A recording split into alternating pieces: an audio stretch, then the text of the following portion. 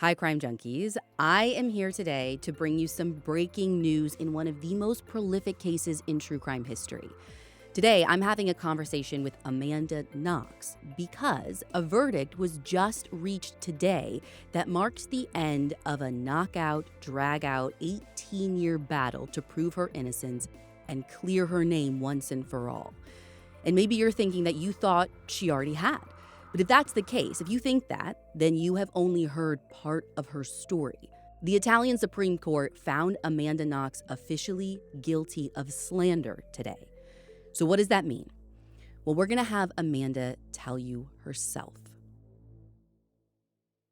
So how are you feeling? Whew. I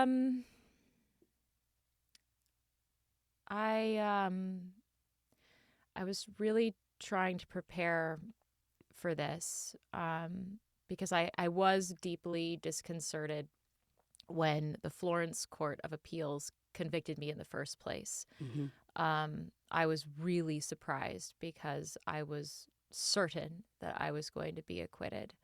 And so I've been mentally trying to put myself in a position of not just being devastated, but feeling like I like there. This isn't just something that's going to push me down. It's something that can give me wings. Mm-hmm. I really do believe that whatever it is that happens to us, um, it can be an opportunity. It can give you momentum.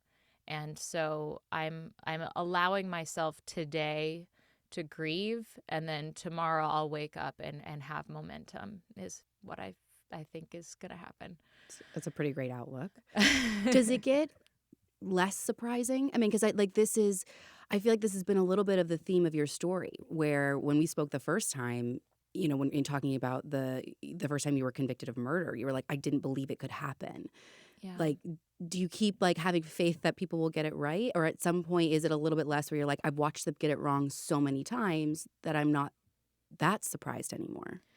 Yeah, I don't think I'll ever be as surprised as that first verdict. Mm. Um, but that doesn't mean that I don't try to believe in the best of people. Mm.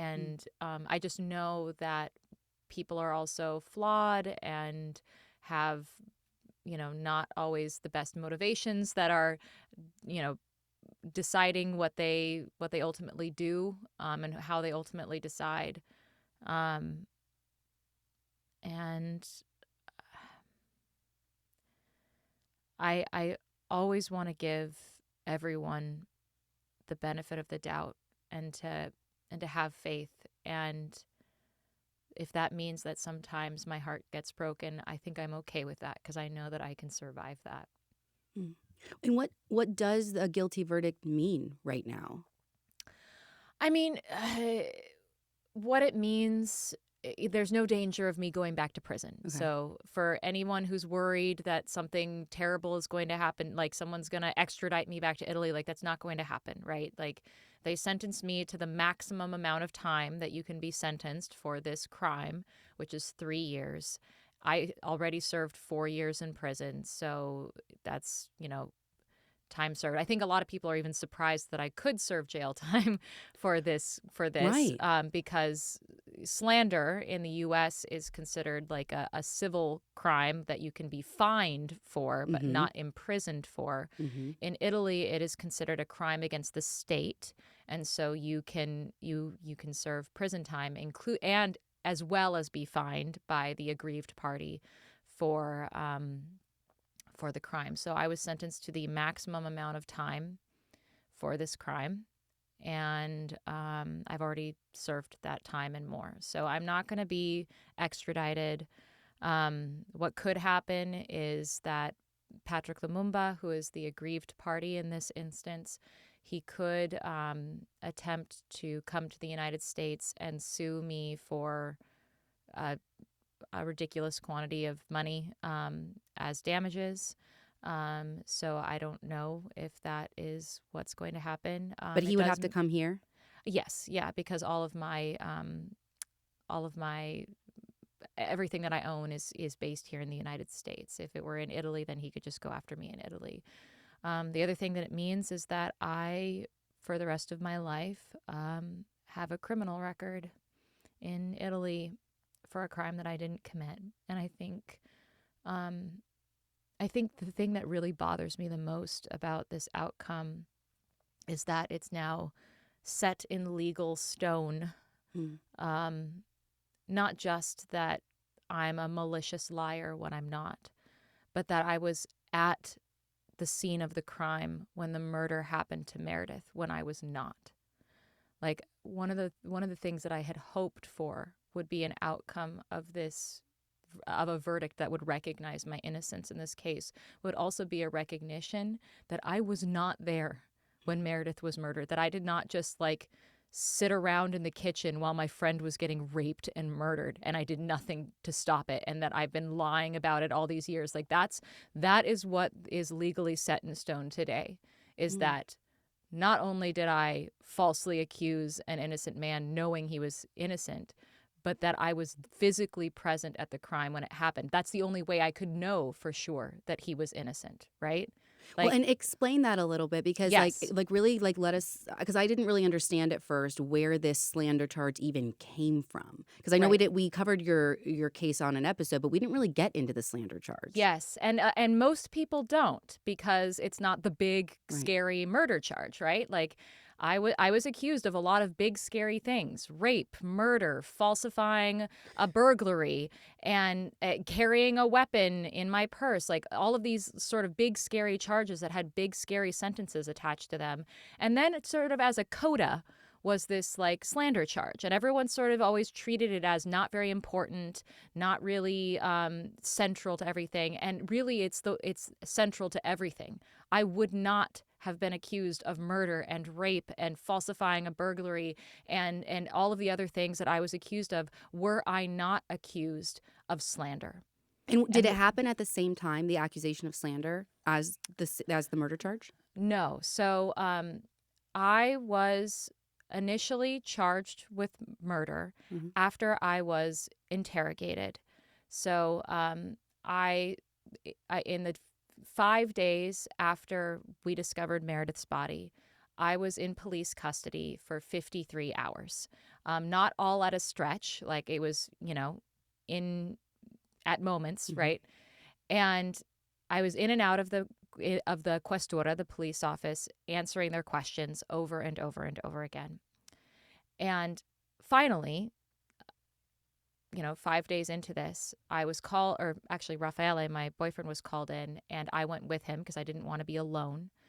I went with him, and I was interrogated for overnight in Italian, which I did not. I was not fluent in Italian. I had only been in Italy for 5 weeks up to that point. Wow. I was screamed at. I was lied to. I was slapped. And I was gaslit. I was told that I had no alibi, that there was physical proof that I was present when the crime occurred, and that I was suffering from amnesia, that I had witnessed the crime, that they did not accuse me of participating in the crime. They told me that I had witnessed the crime and that it was so horrible that my mind had blocked it out. But in order to prove to the police that I was cooperating and that I was not covering for the murderer or hiding who the murderer was, I had to remember my repressed memories. And, we can talk about why Patrick ended up becoming the object. So a couple of things. We now know this, that back then they had very few leads about who had committed this crime, but they were thinking that it might have been a black man. Based on DNA evidence, correct? Well, not at this point, because they didn't have DNA evidence at this point. Based upon the fact that they found what they thought were African people's hair at the crime scene, and based upon the fact that the boys who lived downstairs from us talked about a person who went by the name the Baron, who had visited the house. They were asking about all the different men who had frequented the house, and they were assuming that somebody who had frequented the house was the perpetrator, Right. because they had initially thought that the break-in was staged. They immediately decided that the break-in was staged. It was not real, and that therefore somebody with access to the house had committed this crime, Okay. and somebody was covering it up. So they found when they were interrogating me, they found a text message that my boss, Patrick Lumumba, had that I had sent to Patrick Lumumba the night that Meredith was murdered. He had also sent me a text message, but I had since deleted it to save data on my phone. He had sent me 2007. 2007, yes, a Nokia. He had sent me a text message the night that Meredith was murdered saying that I didn't have to come into work. And I had responded to him saying, "Certo, ci vediamo più tardi, buona serata," meaning, "Great, see you later, have a good night." Now, I had mistranslated "see you later." The way that you say "see you later" in Italian is "ci vediamo," not "ci vediamo più tardi," which is more specific. The police became convinced upon seeing this text message that I had not stayed at Raffaele's apartment, as I had consistently claimed for days on end, but that I had, in fact, made an appointment with my boss, Patrick Lumumba, the night of the murder, and that I had left Raffaele's apartment. And so they now decided that I had literally left Raffaele's house to meet up with Patrick, and that I had witnessed something, presumably done by Patrick, that happened to Meredith, and that I was covering it up.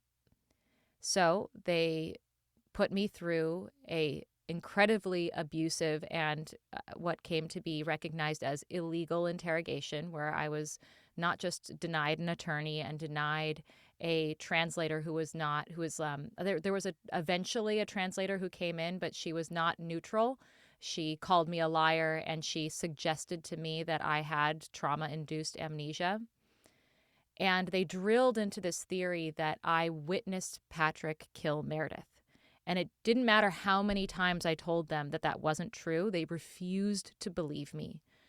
And this went on and on and on until I started to doubt my own sanity, and I started to believe them that this could be true.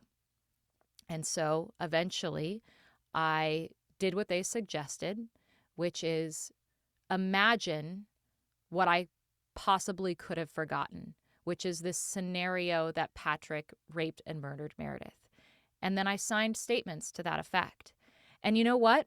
Those statements were, implicated Patrick in this crime. I said, I'm imagining he was there, and I'm imagining hearing Meredith scream. Like these are all things that are very, very implicating of Patrick Lumumba. And I understand why they then went on to accuse me of falsely accusing an innocent person, even though I was denied, all of my rights. The problem is that they didn't record that interrogation. They didn't do me my rights, but also I recanted within several hours before I even left the police station. I recanted these statements, and yet they went on to arrest Patrick, who a day later, multiple people came forward saying that he had a rock-solid alibi, that they were with him the entire night at his bar. He could not possibly have committed the crime. They still kept him in prison for 2 weeks, even after the forensic evidence came back that had no trace of him at the crime scene. All of it implicated Rudy Guedet. None of it implicated me. They still detained him. And they did not release him until they had the actual killer, Rudy Guedet, in custody, and they just sort of did a switcheroo the same day. One was in, one was out. But even so, they kept his bar closed for 3 months so that he eventually his business and his reputation never recovered. And justifiably, he sought damages from the state for his wrongful imprisonment. But the state then went on to blame me. So instead of taking responsibility for what they had done to Patrick, The state blamed me for basically his arrest and everything he lost. And I was found definitively criminally responsible for what they took from Patrick. I think what so many people, or myself, has a hard time understanding is what did they have to gain from holding you responsible as opposed to them, other than just like saving face, or is that it? I mean, I think saving face is a big aspect of it because being reputation means a lot in Italy. So by scapegoating me, they have allowed themselves to not take responsibility, not just for what they did to Patrick, but also for what they did to Raffaele and me. Because they can say Amanda is responsible for her own wrongful conviction of murder and all the time that she spent in prison because she lied. Mm. And so they do not have to compensate. They don't have to compensate Raffaele. They don't have to compensate me. They don't have to compensate Patrick beyond, with a measly amount that they compensated him for his 14 days in prison. They did not even remotely compensate him for everything that they took from him. And, it's Why do you think there was such a difference because I mean, you said it like you called it a switcheroo, and I think that's the right word because I mean, it did happen so fast. I think people forget how early on in the case they were able to make the connection to Rudy Gaudet because it doesn't feel like it. They were talking about Patrick Lumumba for years afterwards. Mm-hmm. Why do you think it is that you guys became the center of it and he and Rudy seemed to not be talked about? Like his name was not like run through the mud the way that yours was, the way that Patrick's was. Yeah, I mean, I think the why of that is requires me to do a little bit of speculation, but I can note some differences between Rudy Gaudet and me, or Rudy Gaudet and Patrick, for instance. There was undeniable, irrefutable evidence of Gaudet's involvement in this crime. Period. Like there was no question that Rudy Gaudet committed this crime. His DNA was found in and on Meredith's body, in her rifled purse. His fingerprints and footprints were found in her blood. He fled the country immediately after committing the crime and assumed a false identity. He admitted to being there to a friend of his on a Skype call that the police were listening into. There was never a question. Once they identified his DNA at the crime scene, there was never a question that he did it. There was a question of whether I did it or whether Patrick did it, because when they got back that DNA, none of it belonged to either of us. There was never any DNA of mine found in the room where Meredith was murdered. There was DNA of mine found in the adjacent bathroom, in the adjacent hallway, in the house that I lived in. Yeah. But there was never any evidence of me found at the crime scene. And yet, I was arrested and imprisoned, and I had confessed. So this is like where this particular crime that I was accused of becomes really the central thing. Like I said, it's amazing how many people feel like it was just this little tack on added non-important thing. It was the central thing. They believed that an innocent person would not falsely accuse another innocent person. And therefore, I had to be guilty of something. And they would not admit that they had simply coerced an innocent young woman by scaring the living shit out of her and lying to her that she was actually innocent. And so, in lieu of admitting that they had made a mistake, they had did more than just deny me my human rights. They had tortured me. In lieu of admitting that, they had to make a case to make sense of the fact that they had arrested me. They were able to let Patrick go because they could say Amanda accused him and we're not at fault. Mm. But there was no excuse for why they had arrested me unless they had tortured me. And so I had to be guilty of something. And they spent these past 18 years trying to find me guilty of something. And this was the very, very last thing that they could find me guilty of. And so who actually brought the charges against you? That's a great question. So in Italy, like I said, calunnia, slander, is considered a crime against the state. So it's a criminal charge. And then the damaged party, Patrick in this case, can then sort of tack on and sue alongside the prosecution during the criminal proceedings. So his sort of civil trial took place at the same time as my criminal trial because it was considered a crime that he was seeking damages for. So not only was the state seeking to have me convicted and sentenced to prison time for this crime, but he was also hoping to have me convicted and to pursue damages against me. And that all happened at the same time. So it was the state who first accused me and charged me with criminal slander. But even Patrick holds you responsible. Like he hasn't. Does he acknowledge that this is a coerced false confession? He does not. No. Really? No. His attorney, Carlo Pacelli, was the one who called me Luciferina in court, female Lucifer. And as far as I know, today he said that he is happy with the outcome and that this conviction will follow me for the rest of my life. And I really don't know what to say about that, because what really bothers me is that Patrick was my friend before all of this, right? Like the only reason he ever got brought into this was because he texted me the night of the murder. Because the only reason Raffaele got dragged into this whole thing was because he was my boyfriend and my alibi. Like, that's the only reason. And he was my friend.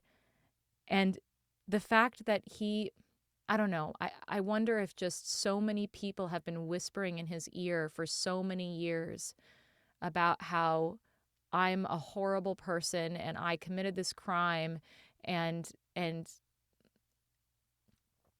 I think there's also like a financial aspect to it. He was not satisfied with how he was compensated by the Italian state, and there's nothing more that he can get. And so he's pursuing those damages against me, which as far as I know, are up there in like 100,000 euro or more. Like I know that he said he would have to come here to get it. Yes. Essentially. I mean, I know that he has the right to feel damaged and to pursue damages. The problem is that I was not the one who had him arrested. I was not the one who kept him in custody when he had an alibi. I was not the one who kept his bar closed even though he had nothing to do with the crime. Like, I am not responsible for any of those choices, and so I'm not responsible for paying those damages. Yeah. And I'm just so sad that it seems like at no point on this whole journey did he ever think, maybe, just maybe, Amanda really didn't want to do it. And when she wrote her recantation, she was trying to fix things. And I think this is I would love to talk about the recantation because today, I was found guilty not based upon the statements that I signed that very explicitly implicated Patrick in the crime. Those were ruled by the European Court of Human Rights as not admissible as evidence in the case of slander against me. Italy after the European Court ruled in my favor, saying that my human rights had been violated and I never should have been convicted of calunnia, of slander, I brought the case back to Italy to have the conviction overturned. And Italy did overturn the conviction and sent it back for retrial and limited the evidence to a single document, a handwritten note that I wrote after I had been coerced into making those statements. while I was still in police custody and while I still did not have access to an attorney, but nevertheless that I wrote with my own hand Mm-hmm. recanting what had just happened during my interrogation. So Wait, so it's not based on the confession, it's based on the recantation? yes. Yes, this is what is so bonkers about this case is that they decided to cherry pick phrases from my recantation to claim that I was accusing Patrick of the crime. Right? So like there are statements in that recantation which is like where, and again, like this is me coming out of a fog of like psychological manipulation and confusion where I'm going, who is the real murderer? And Okay. I cannot be used as condemning testimony. Like I basically woke up from a living nightmare and realized that they were going to sit me on the stand and have me point the finger at my friend, Patrick Lumumba, as the murderer. And I could not do that. And so I wrote down this statement saying, I am scared, I'm confused. I know I said all these things, but I don't, like, they feel like a dream. It doesn't feel real. I cannot be used as testimony against Patrick. But then they cite things from this recantation where I said, I stand by the statements I made last night that Patrick could have been the murderer. I wrote that because they had spent the entire night yelling at me and calling me a liar. And I was trying to say I wasn't lying when I said I thought he could have been the murderer, but I don't know. Like, I just don't know. And they used that phrase to say that I was accusing Patrick of murder. And to be clear, that wasn't enough to find me guilty in this case. They also had to prove that I had to know that he was guilty, or so that he was innocent and that I was falsely accusing him. I had to know that he was innocent. And how could I know? Unless I had to know by being physically present at the crime scene. So when that's it what you're occurred. saying when you're saying this is like the crux of it. Yes. It's that in order to know, it puts you there. And putting Yes. you there is basically them saying, like, okay, whatever happened with the murder conviction, it doesn't matter that you were declared innocent. You We were still put there. you there. You were there and you knew he was innocent and you accused him anyway. And you know, like the thing that they say to like prove that I was there is that in this recantation, I talk about how I talk about these dream-like things that I had been coerced into to saying. I say like I dreamed that I heard a scream. And then they say, well, Amanda said she heard a scream, and she could only know that Meredith was screaming if she was there, and therefore I she feel was like anyone there. who knows anything about that crime scene knows that she was probably screaming. Or like anyone who knows anything about homicides. Like, As if you couldn't fucking guess that someone who's being raped and murdered was screaming. And yet they say that it is irrefutable proof that I was physically there when the crime occurred and that I knew Patrick was innocent and accused him anyway. That is what just happened. And I'm... And I just like, I can't get over the absurdity of it a little bit because like, I think everyone, right? Like your innocence on the murder charge is all based around this idea that your confession, even to start, so forget the recantation, your confession to start was coerced and the practices they used were illegal. How can you say all of that and then use something from that as the basis for another guilty verdict? Like it feels, I feel insane. I feel You insane must feel too. insane. Yes. I feel really insane right now. And you know, it's funny because even Italy, like at the very beginning, ruled that my interrogation had been illegal. Like a judge very early Right. on recognized that I had been denied the right to an attorney, that my interrogation should have been recorded, as it was a law there in Italy at the time. And the prosecutor said, well, she was never a suspect. She was just a witness. And so her interrogation she was not entitled to an attorney, and she was not entitled to have her interrogation recorded. A judge called bullshit on that from the very beginning and said that the statements that were signed there would not be admissible for the murder charge. But they allowed it to be admissible for the slander charge. And so a jury was asked to disregard a piece of evidence in one instance, but to keep it in mind for another. And Did the jury have like the context for everything, or do you think they were like operating in a silo? Like, I I mean, get the system like that's after you, but like, why this jury? Like, I don't understand what they're operating, like, like how they're operating or what they're thinking.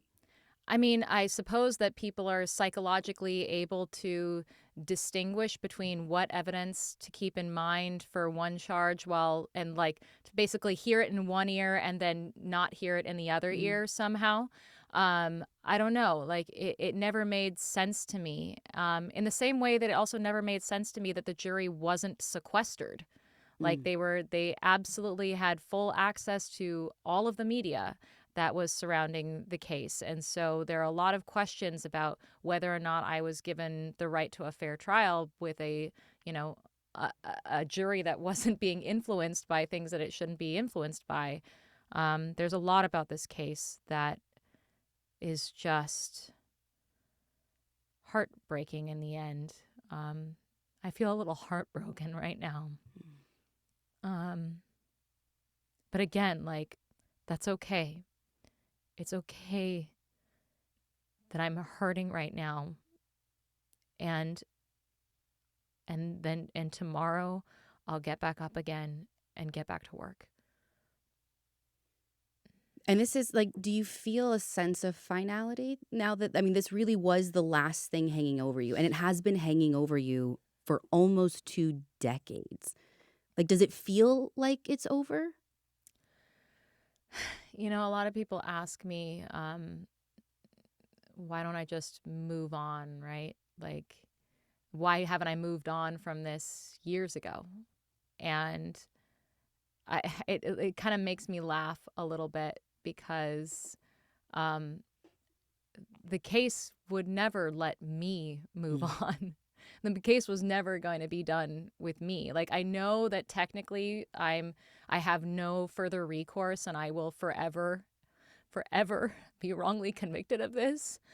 But like, I am forever the girl who is accused of murder, whether I like it or not, whether I disappear or not. I like just the other day, I went to the emergency room, and as I was sitting there waiting to be examined by this nurse, she took a look at my chart and was like, "Oh, you're Amanda Knox. It's too bad that other one ruined your name for you." And I said, "I am that other one." This idea that I'm to blame I for everything bad that's happened to me, that doesn't just go away. That's something that I'm going to live with forever. And the thing that like fucking breaks my heart about all of this is that I really, really hoped that an acquittal in this case would finally help Meredith's family realize Mm. that I wasn't there, that I really wasn't, that I really had nothing to do with it, and that I really have been on their side this whole time. I was really hoping that maybe one day we would be able to like make a connection and grieve together for everything that we all lost. And I don't know if that's ever going to happen now. Have they made any kind of statement after the verdict or no? I haven't been watching the media at all. And I know it literally just happened, so I don't Yeah. even know if they have gotten their bearings. Yeah, I don't know. This is an opportunity to, like every bad thing. I do feel uh, like this is a really big opportunity for me to continue to help people to understand how this happens, how current practices um, are not actually helping police solve Mm. crimes. Like Mhm. that's the thing that breaks my heart about all of this is it's like the police when they lie and and then when they coerce, they think that they're doing the right thing. The police in my case genuinely thought I believe. I believe that they genuinely thought that I had I was covering for someone and I wasn't telling the whole truth. And so if they just lied to me enough, and if they just Slapped you berated in the me face enough, and enough, if they yeah. just slapped me enough, they would get the truth out of me. Mm-hmm.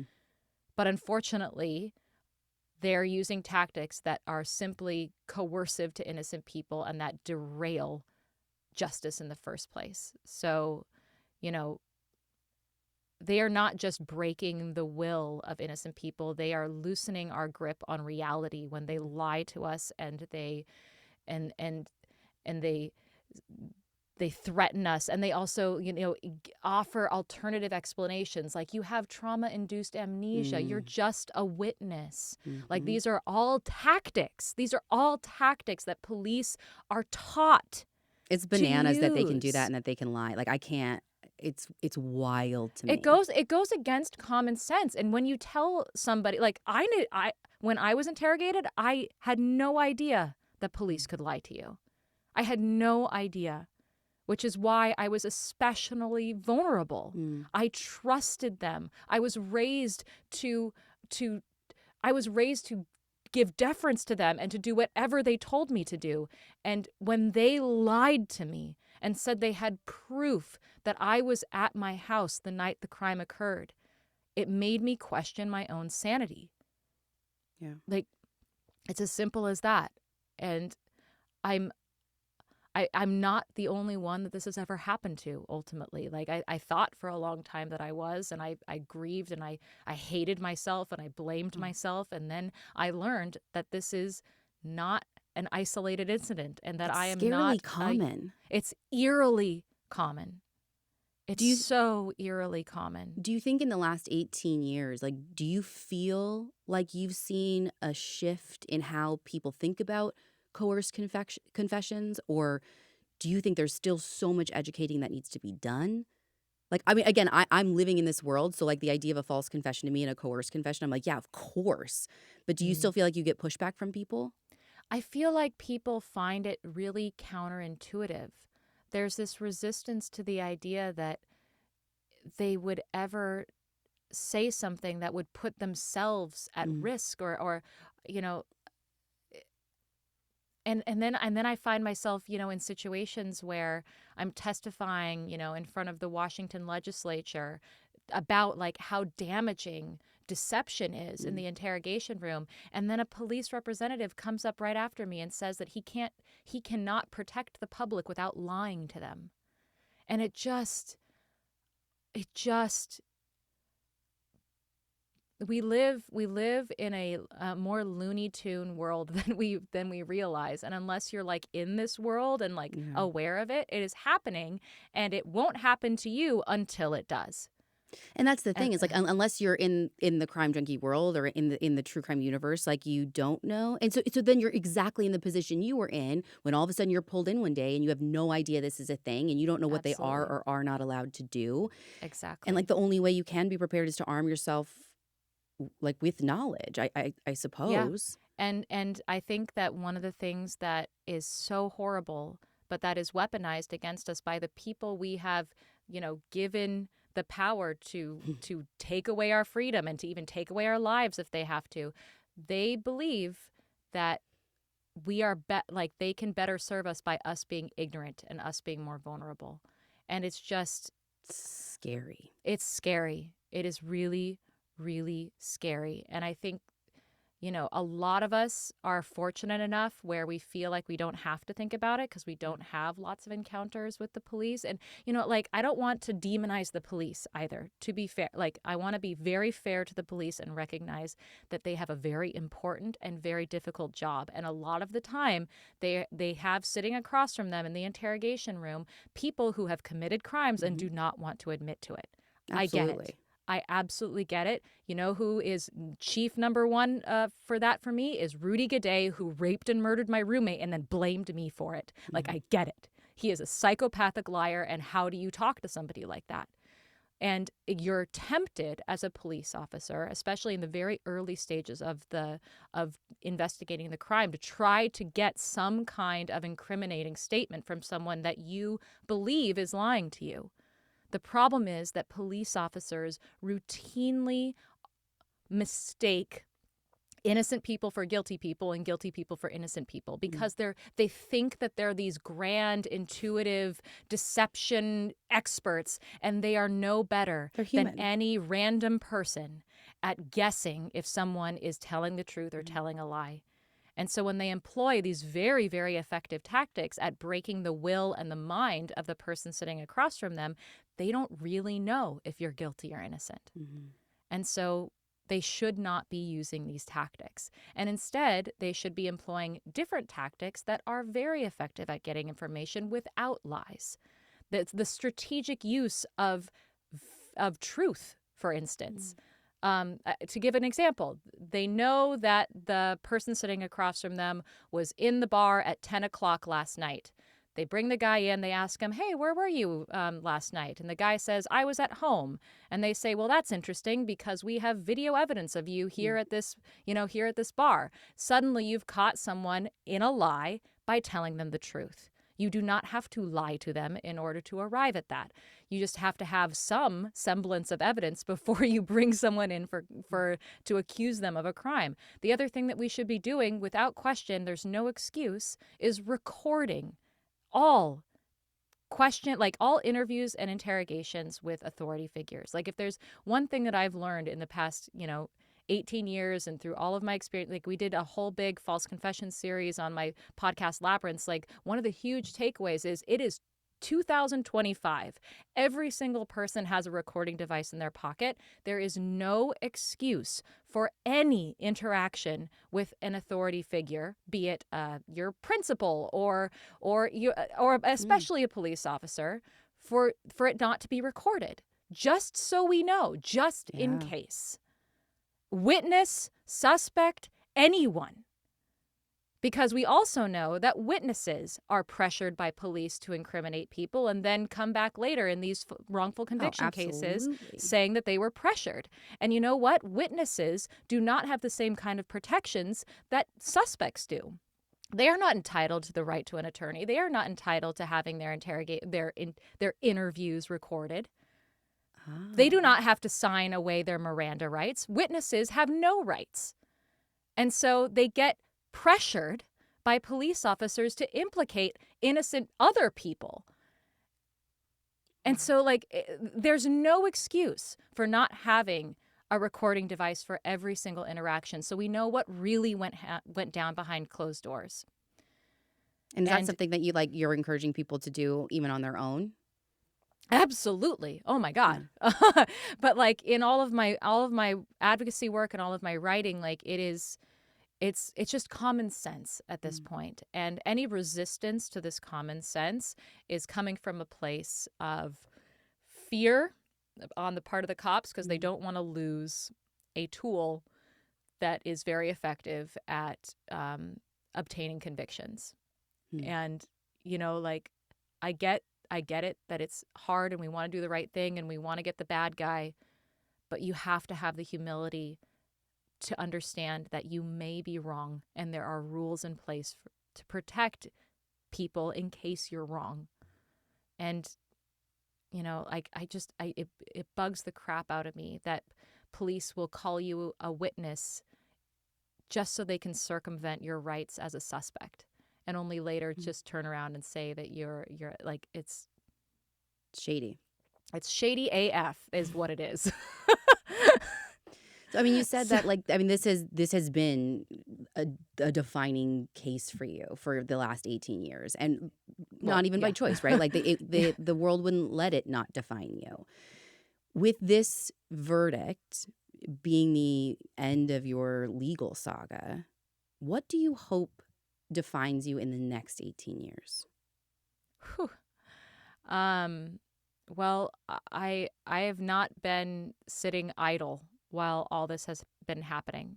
I have been very, very busy. I'm routinely advocating for the wrongly convicted. I'm on the board of the Innocence Center. I'm an Innocence Network ambassador. I have a new book coming out in March called Free, where I talk about reintegrating into society and establishing a relationship with my prosecutor. I'm producing a limited series for Hulu right now. I'm working on some comedy because you know what? Wait, what? Yes. So again, like, oh, I'm this tragic figure that is like accused of a horrible crime. Surely, like, I can't tell you, like, people think that I live inside this true crime tragedy box, and I am actually at heart a theater geek and comedy fanatic, and I'm working on some comedy. And so, like, Wait, like, I gotta, like, is this like stand up? Am I gonna go watch like Amanda Knox on stage doing stand I up? have done stand up actually. Shut up. And yeah. Yeah, I'm working on and I mean, I was just on this new Peacock show called Laid. It's a comedy with Zoja Mamet. Like, I have this great scene with Zoja Mamet in this comedy called Laid. It's actually great because Zoja's character is like a true crime fanatic and would very much be a Crime Junkie fan. So you should watch it. I'm going really immediately. Fun. Yeah. So I would love to be defined by the things I actually do as opposed to the thing that I didn't do. And I don't know if that's ever going to be the case, but that's not going to discourage me from continuing to do what I feel like is just the very best I can with what I'm given. I'm given a sense of humor. I'm going to make some comedy. I'm given a tragedy. I'm going to rise above it. Like, the world and life just gives you a bunch of problems to solve, and you either get discouraged or you get busy. And so I've just been busy. Well, in serendipitous or strange timing, you were given a guilty verdict, but I also just heard that you were at the same time given an award. I mean, by a different group of people, but can you talk about that? Yeah, I'm still sort of processing this fact because I literally like just got the call that I was awarded. So the Innocence Network is, all of the Innocence projects throughout the United States and the world, and they have this. They have a conference once a year, every year. It's actually this year is going to be in Seattle. So if you can come to Seattle and I can show you around. I would love that. Yes. That would be so cool. And they have this award that is for it's created to honor a freed or exonerated person who basically just raises awareness about wrongful convictions and policy issues and assists other wrongly convicted people. And it's a big deal award, and there's, hundreds and hundreds of us. And I just got word that they're giving it to me this year. Congratulations. For all the work. Congratulations. Which is just, like, after having so many bad things happen to me, I almost feel kind of comfortable and safe when bad things happen to me, because it's like, okay, I'm used to that. Like, I'm familiar with that. Okay, I like something bad is happening to me. I don't have to be like afraid that something else bad is, like, it's almost like if this bad thing has happened to me, then something else is not going to happen to me. And then when good things happen, or even like, if something bad is happening to me, maybe something good will happen to me. Like, that's the feeling. And then when good things happen to me, I'm almost scared that something bad is going to happen to me. It always. So here I am once again. A bad thing happens to me, but then a good thing happens to me. And it's interesting, right? Like, it's this end marker on this thing that did define you for so long, and then maybe this is like the beginning marker of something that, like, how your life is going to be defined from here on out. Yeah, fingers crossed. And you know what? Like, I'm prepared for the good, the bad, the ugly, the beautiful. I can be nimble. I can be agile. I will survive. It really is nice to talk to someone who believes me, because not everyone does, and that can make you feel really alone and really crazy. So it really does matter to me that you're talking with me today and that you believe me. And I'm just so excited. Also, I don't know if I'm allowed to say this, to be working on something with you. So, well, and speaking of wrongful convictions, I hear that you are going to actually be taking my seat with Delia on an upcoming Q&A episode on Counterclock. And then Yes. you and I do have this little secret project in the works that's coming very soon. I'm So so excited for it. I'm so proud of it. I'm so honored that you thought of me for it. Um, you know, I'm just thrilled. I'm thrilled. Thank And you. I don't know. I don't know if anybody wants to hear me be more sad and upset about this whole scenario, but I do have some pretty raw reactions upon hearing the news of the verdict that are on my podcast, Labyrinths, if you want to check it out. Where else can they But find you if they want to follow you, see what you're doing next? Great question. So you can subscribe to my podcast, Labyrinths. I also, you can find all of my work at amandaknox.com. If you're an Instagram person, I'm Amanda Knox. And if you're on Blue Sky, I'm at amandannox.com. And one more reminder on the name of your book and when it's coming out. Yes. So Free, My Search for Meaning, is going to come out in March. You can pre-order it now, and Goodreads is currently doing a giveaway. So if you want to get the book early and maybe write a review, you can submit an application to Goodreads. And yeah, I think the most surprising thing people are going to find in that book is how I've built a relationship with my prosecutor, the man who signed my arrest warrant and put me in prison, and what that weird journey has been like.